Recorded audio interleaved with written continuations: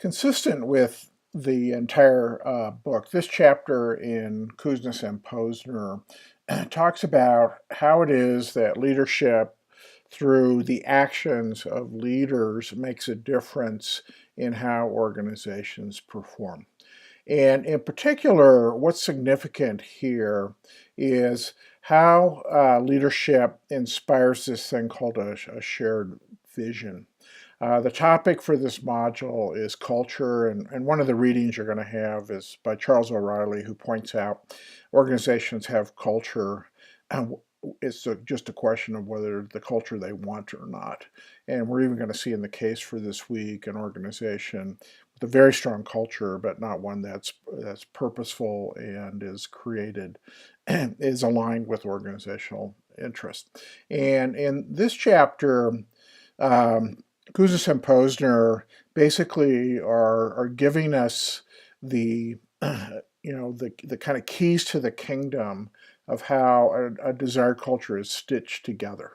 So we're going to have shared beliefs in our workforce, but it's the leaders, and the role of leaders is to bring that culture together, that set of shared beliefs together into a shared purpose that should and will make the organization perform at a higher level. They begin with one of the, I think, one of the more inspired statements in the book, which is that having a vision is not leadership. That leadership is inspiring a shared vision. There's been a tendency in the recent past, for sure, of people talking about in the political sphere. They call it the vision thing, and kind of looking to leaders to have a vision. I think it misses the fundamental point that what leadership is inspiring a shared vision of bringing people together. So the basic question here for us in this module and is addressed in the book is, how do we get everyone in the organization working for the same goals with the same dedication and sense of purpose? And what is it and how is it that leadership contributes to an organization's culture? What I'd like you to look for in this reading is, first, the connection between commitment and organizational culture. We spent quite a bit of time talking about how it is that individuals come to have a personal sense of purpose.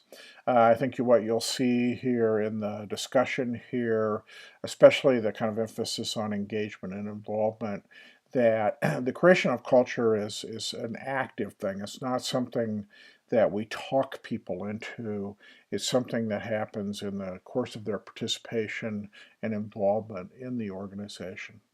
I think that this is an interesting kind of connection into the social information processing model as well, and I want you to be attentive to that. The other thing that's very important here is their discussion of how the shared vision can actually make organizations uniquely adaptable.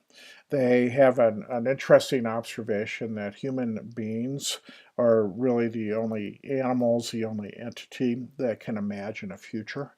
And what is the role of this shared vision, the articulation of future possibilities, and the adaptability of the organization? And this brings us to this kind of central role of culture as either being highly resistant to change, or what are the things that leadership can do to make organizations adaptable, to make cultures adaptable. And you'll see there's a central role of personal involvement and the sharing of social information and the creation of organizational culture. I really want you to look and understand the connection into the SIP model. Underneath anything that is characteristic of a collective is something that's happening with individuals. They may not all buy in, but by and large, what we see in a strong culture organization are strongly shared beliefs. And what we see in a strong culture organization that has a sense of shared purpose that enhances organizational performance is the role of leadership, not necessarily an individual leader, but the role of leadership in inspiring a shared vision.